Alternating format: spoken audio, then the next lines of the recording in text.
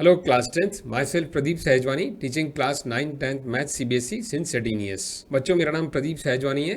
मैं पिछले 18 ईयर्स से क्लास 9, 10th मैथ CBSE पढ़ा रहा हूँ। तो welcome to my dedicated channel for maths 9th and 10th math base maker. तो मेरे मैथ बेस मेकर चैनल पर स्वागत है। जो मैथ बेस मेकर चैनल है सिर्फ और सिर्फ 9, 10 मैथ्स के लिए ही मैंने बनाया है। सो आज की वीडियो में हम डिस्कस करेंगे comparison basic maths and standard maths. तो मैंने यहाँ पॉइंट्स जो इंपॉर्टेंट बना के रखे हैं syllabus wise, NCERT wise and level wise. तो सिलेबस देखें तो बेसिक का एंड स्टैंडर्ड का सेम है। सिलेबस वही क्लास 10th की जो आपकी बुक है उसका ही सिलेबस है। एनसीईआरटी बेस्ड, दोनों ही एनसीईआरटी बेस्ड हैं। अब यहाँ लेवल में हमें डीपली डिस्कस करना पड़ेगा। देखिए स्टूडेंट, कई बच्चों को कन्फ्यूज़न रहता है कि basic maths is very easy, standard is very hard, but पूरी तरह से ये नहीं है सच। कई बार ऐसा भी हुआ है कुछ बोर्ड एग्ज़ाम्स में कि स्टैंडर्ड का पेपर थोड़ा सा इजी लगा है बच्चों को, बेसिक का टफ लगा है। तो depend on individual mindset of the students. तो इसमें आपको मैं क्लैरिफिकेशन दे देता हूँ। लेवल ऑफ मैथ्स जनरल तौर पे देखें तो ये इजी रहता है बेसिक, और ये हार्ड रहता है, बट जो लॉजिकल क्वेश्चन दोनों में ही आते हैं। यहाँ जो लॉजिकल क्वेश्चन है वो थोड़े से इजी रहते हैं और यहाँ लॉजिकल क्वेश्चन हार्ड रहते हैं। होता क्या है, कुछ क्वेश्चंस ऐसे होते हैं लॉजिकल जो ट्रिकी होते हैं, वो किसी का भी दिमाग चल सकता है। तो इसलिए कई बार बच्चे ऐसे बोलते हुए देखा गया है कि लॉजिकल काफ़ी इजी आया था, तो कुछ क्वेश्चंस उसमें ट्रिकी आए होंगे। उन ट्रिकी क्वेश्चंस को इमीडिएटली जो प्रेजेंस ऑफ माइंड है आपका उससे आप सॉल्व कर लेते हैं, तो आपको लगता है बहुत इजी है। और वहीं यहाँ बेसिक मैथ्स में क्वेश्चन थोड़ा लेंदी हो जाता है तो ऐसा लगता है वो हार्ड है। तो ये आप कन्फ्यूज़न मत रखिए इजी एंड हार्ड का। It depends on the presence of mind, आपके माइंड सेट पर डिपेंड करता है। यहाँ ये क्लियर है कि ये लॉजिकल क्वेश्चन इजी आते हैं और यहाँ ये क्लियर है कि लॉजिकल क्वेश्चन काफ़ी हार्ड आते हैं।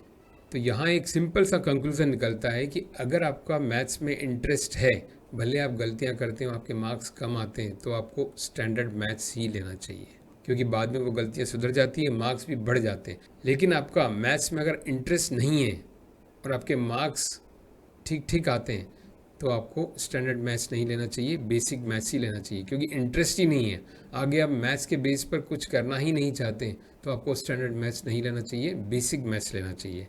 लेकिन आपका इंटरेस्ट है कि मार्क्स कम आते हैं, कोई बात नहीं, बढ़ जाएंगे, और आपको बहुत अच्छा सब्जेक्ट लगता है, तो आपको स्टैंडर्ड मैथ्स ही लेना चाहिए। अब सबसे इम्पॉर्टेंट, लेवल कैसे डिफरेंस होता है, तो हम एक क्वेश्चन लेके देखते हैं। देखिए, ये एक काइट है and kite is flying at the angle of elevation of 60 degree, और ये इसका बेस जो है दिस इज़ 5 मीटर यहाँ से। तो हमें इसकी हाइट निकालनी है। तो it is very simple, perpendicular upon base. In right angle triangle trigonometry apply करेंगे तो perpendicular upon base is equal to 1060। 1060 होता है √3, तो h upon 5 is equal to √3। So height of the kite from the ground is 5√3। भी हो गया logical but very simple. अब हम यहाँ बेसिक में हो गया। स्टैंडर्ड में देखिए यही क्वेश्चन किस तरह से आ सकता है। Kite is flying, angle of elevation is 30 degree. After some time the kite moves at the distance of 3 metre. Now the angle of elevation becomes 60 degree. तो हमको हाइट निकालनी है काइट की। तो यहाँ क्या होगा, हम दो ट्राइंगल कंसीडर करेंगे। एक ये ट्राइंगल, सपोज ये ABC, एंड दूसरा करेंगे PBQ। इन दो ट्राइंगल्स में जो इक्वेशन बनेगी उसको हम सॉल्व करेंगे। तो थोड़ा सा लेवल क्या हो गया, हार्ड हो गया, और ये लेवल इजी हो गया।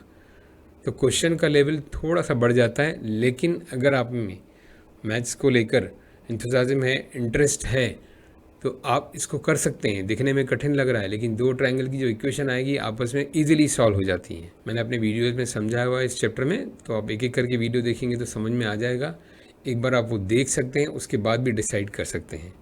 अब देखिए स्टूडेंट, भविष्य की योजनाओं के बारे में हम बात करें, यानी फ्यूचर पर्सपेक्टिव की बात करें, तो बेसिक मैथ्स आपको तब लेना चाहिए जब आपको अदर सब्जेक्ट्स, जो मैथ्स को छोड़ के जो साथ में सब्जेक्ट होने हैं उन पर फोकस करना है। जैसे आपको आईएएस की तैयारी करनी है, ह्यूमैनिटीज़ लेना है, या आपको कॉमर्स लेना है, या आगे चल के फैशन डिज़ाइनिंग वगैरह इंटीरियर डिज़ाइनिंग करना है।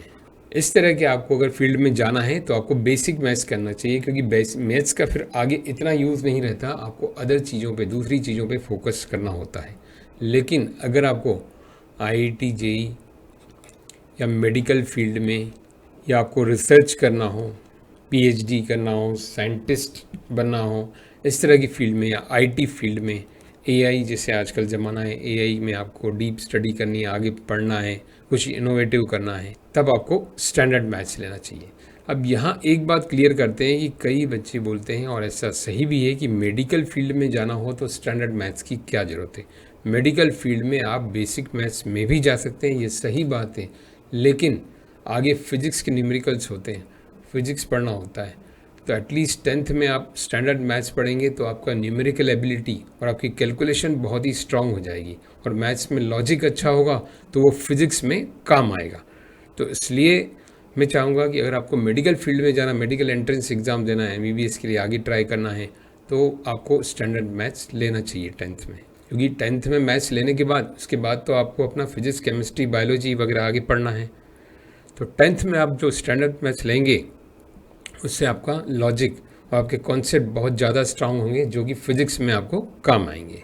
यहाँ एक सबसे बड़ी बात मैं डिस्कस करना चाहता हूँ कि आपके अंदर कोई कॉम्प्लेक्स नहीं आना चाहिए कि मैंने बेसिक मैथ्स लिया है, मेरे फ्रेंड ने स्टैंडर्ड मैथ्स लिया है तो मैं लो हो गया।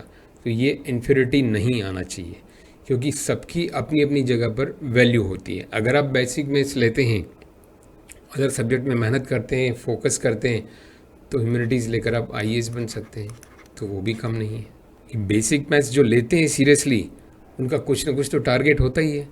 तो आप जो भी करें वो सीरियसली करें, उसमें अपना क्रीम दें, सब अपनी जगह पर अच्छा है।